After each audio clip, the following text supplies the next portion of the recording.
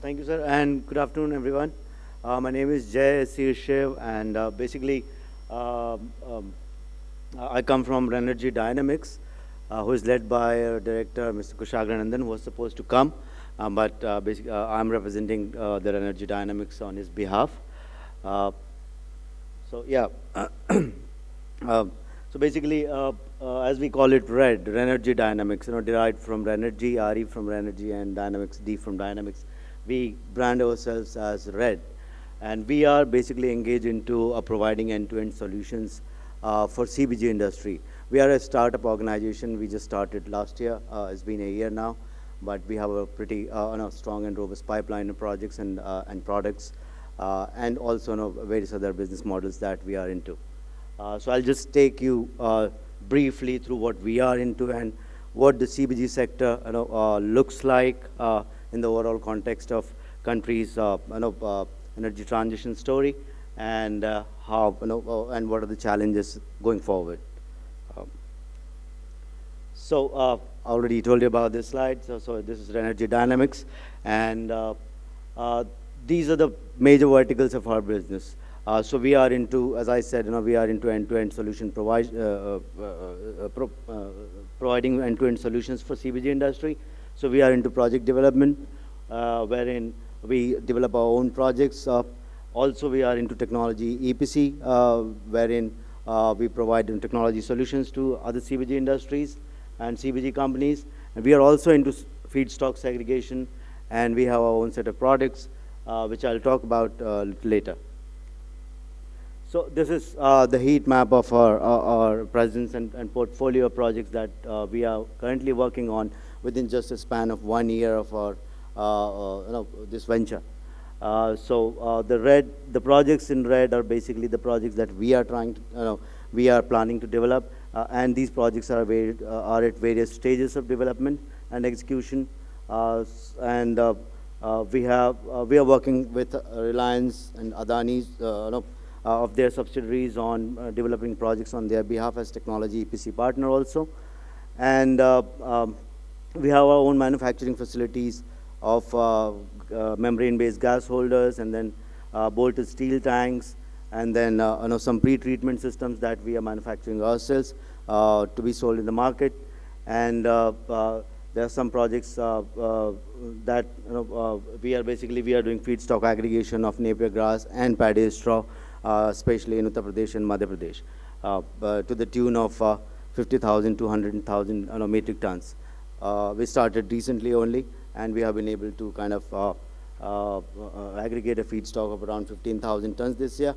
But going forward, we aim to aggregate around 100,000 tons of paddy straw. So the challenges and the opportunities and the nature of CBG industry has already been explained by Asim sir. He has covered everything about the CBG industry, so I'll be basically talking about what we are doing and what were the challenges that then back when we started this business, and how we have tried to actually address those challenges in terms of technology, in terms of feedstock aggregation, in terms of product management or its offtake. So these are the key things that I'll be talking about. So in a nutshell, CBG industry, what our co-founders, Mr. Varun Karad and Mr. Nandan, they keep saying that CBG industry is more about know-how than about technology and any other thing, because that is where the challenges lie in terms of be it process, be it aggregation, be it pre-treatment, be it even managing offtake of gas and the byproducts, which are FOM and LFOM. So this is our leadership team. Mr. Kushagra Nandan, he is well known for his leadership role in solar industry. He was the head of SunSource Energy, and now he has started his this venture in partnership with Mr. Varun Karad, who comes with a tremendous experience in CBG industry. And we have a pretty eminent advisory board as well. Mr. Subhash Kumar, ex-CMD of ONGC, and he has our advisory board, and he advises from time to time on the way forward for our business. And we have 3 other members. Mr. Ramakrishna, again a well-known name in the CBG industry and the biofuel industry. Mr. Tobin Boone, he is a well-known researcher based out of Denmark, and Mr. Supratim Sarkar, who advises on us on financial matters. So this is our basically, we started this venture with this aspiration of getting innovative technologies into this particular space, because in India we are still using traditional digesters and traditional ways of doing things. So we have started exploring JVs and collaborations with international partners, and we are trying to bring innovative technologies, and then through feedstock aggregation, supply chain, and developing that supply chain, we are trying to work with the community as well. And obviously the environmental sustainability is one key strategic aspiration for us. And this is our execution strategy. To say, so we have a very a big team of engineers, and then we have several partnerships with equipment suppliers, be it process control systems, be it pre-treatment systems, be it even the digesters, and obviously we always look for optimizing the cost, and quality and safety standards is basically never to be compromised. So anyway, these are the key pillars of success that we have in our technology excellence, and we have supply chain excellence. We know how to manage the supply chain as well, although there are numerous issues with the supply chain when it comes to feedstock management, but we have been trying to manage those with the best of our abilities that we can. And we are also into advocacy of various policy measures that need to be basically considered for this sector to go forward.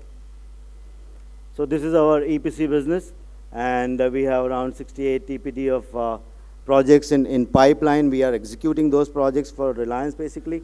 3 projects we have, and various these projects are at various stages of execution. As you can see, I'll show. So this is one of the innovation that we have done, and that innovation we have tried to bring to Indian market.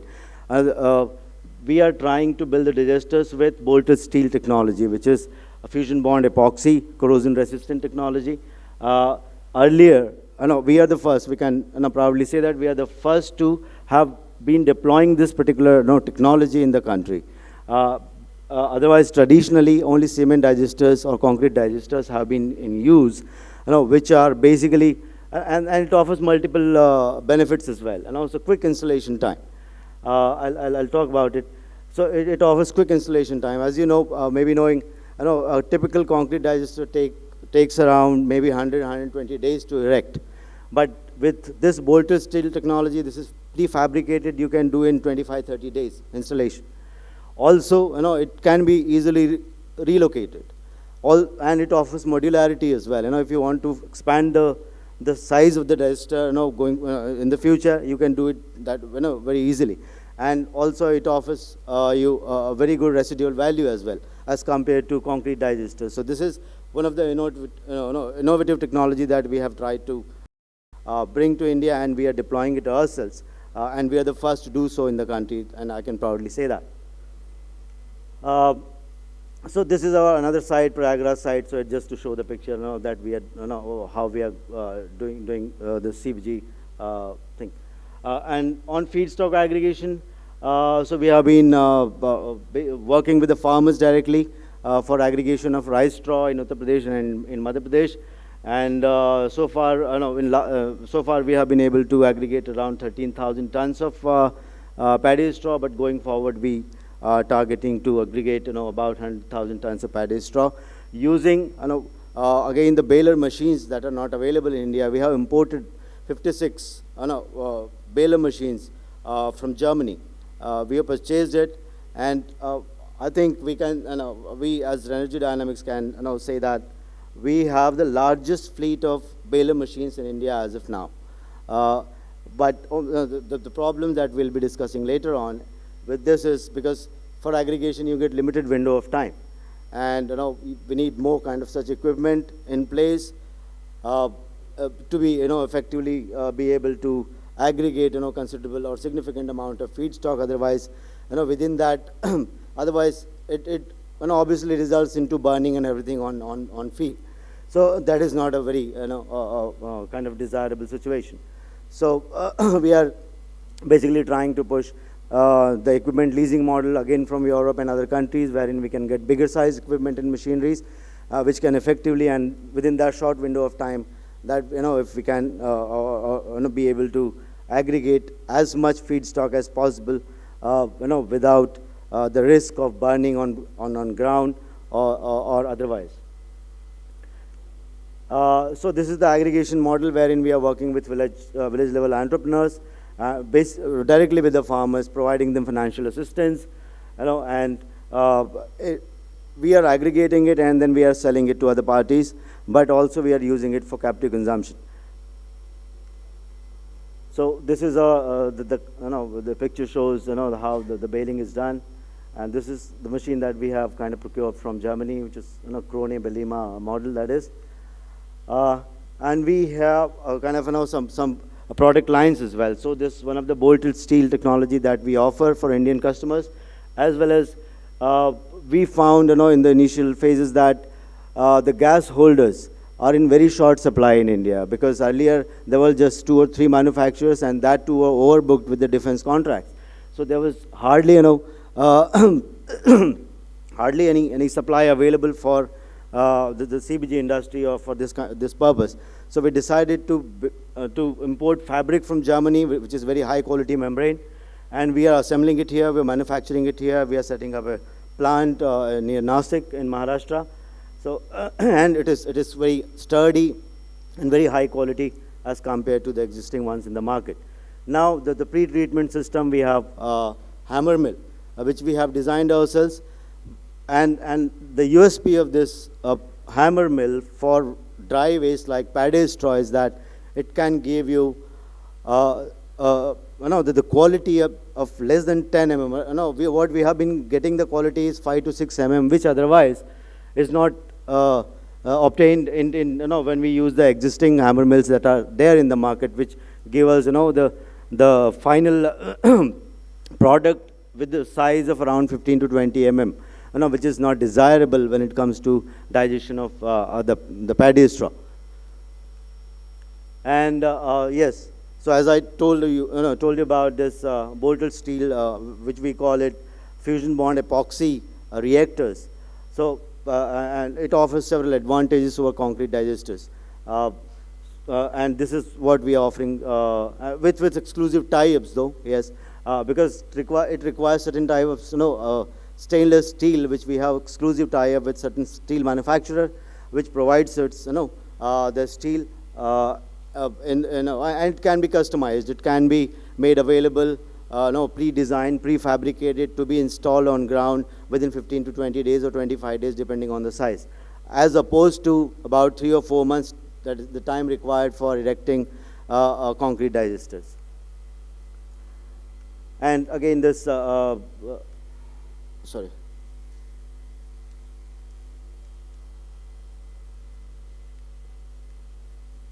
Okay, now I would just like to also talk about, although Ashim sir has already covered all those the topics and the evolution of CBG industry and what is driving CBG industry in the country, but obviously the goal or the vision to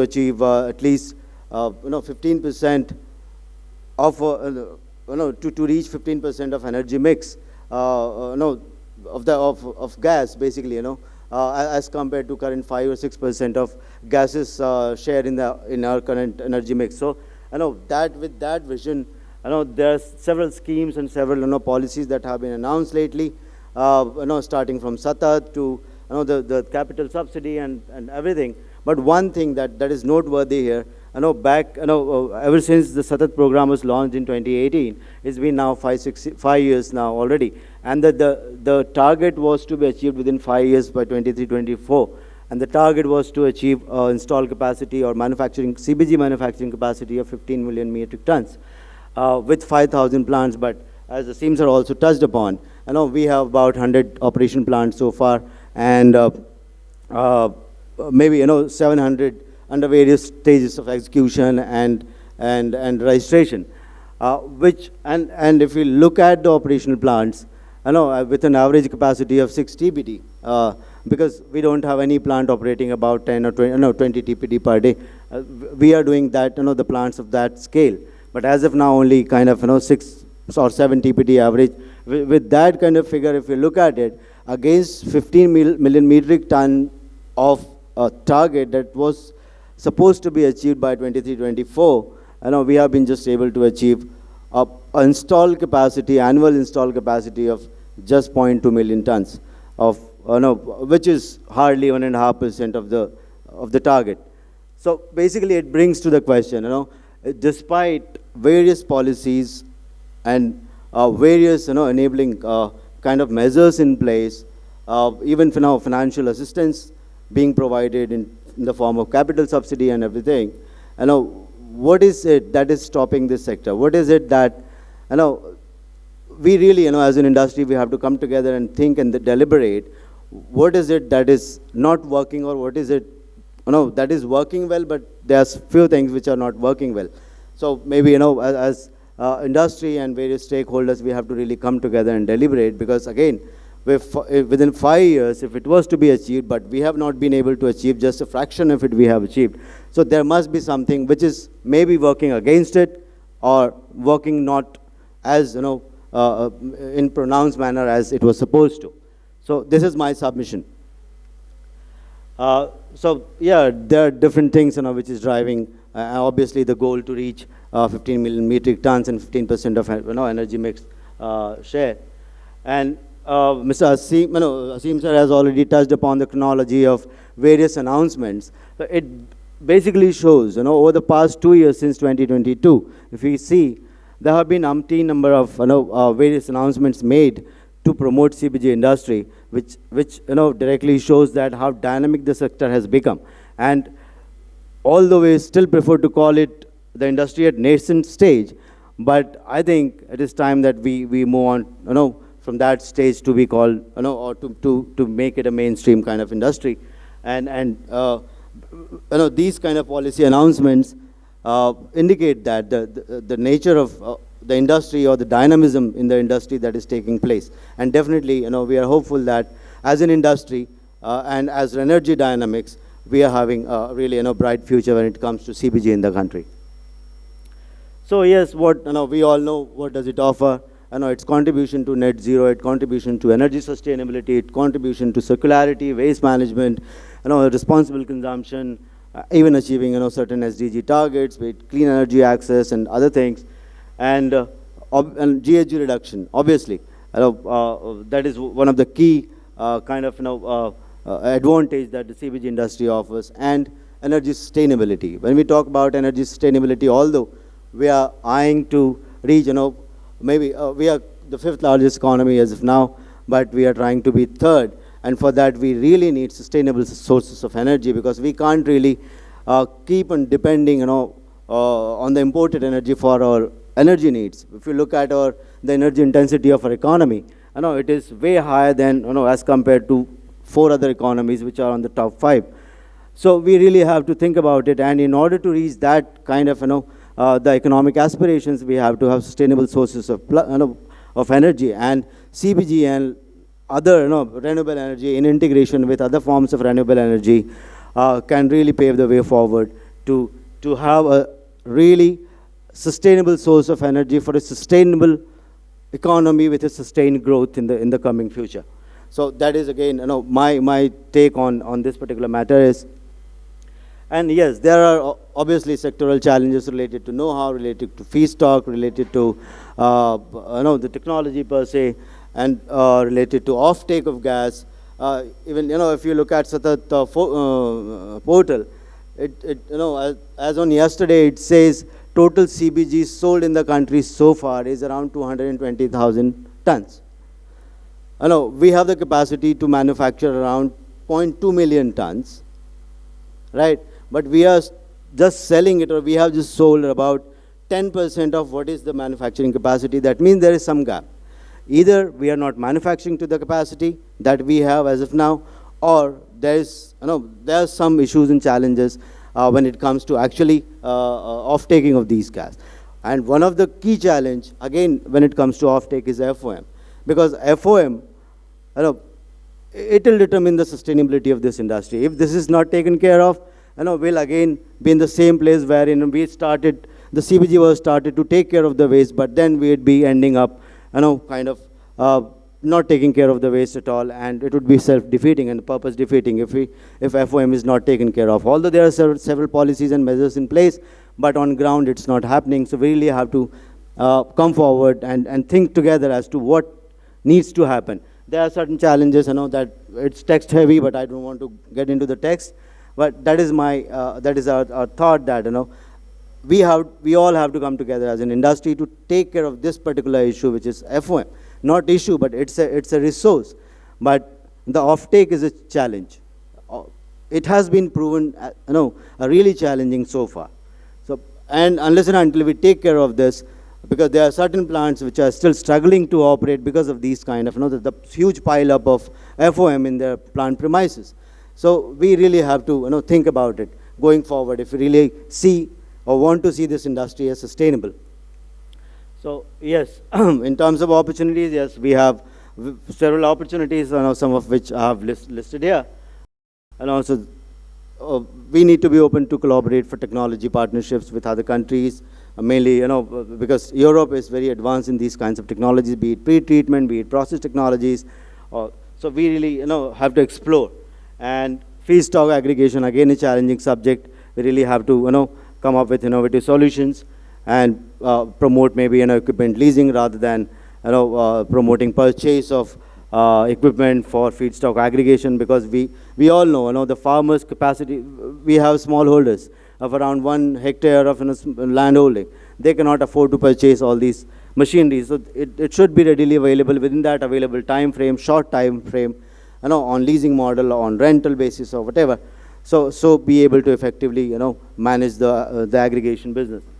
And value addition, of course, the CO2, we all know, for 1 kg CBG produced, we get around 1.5 to 2 kg of CO2 released. We have to take care of that as well. So here I would like to stop, and I'd really welcome any questions, and I'll be happy to answer. Thank you so much.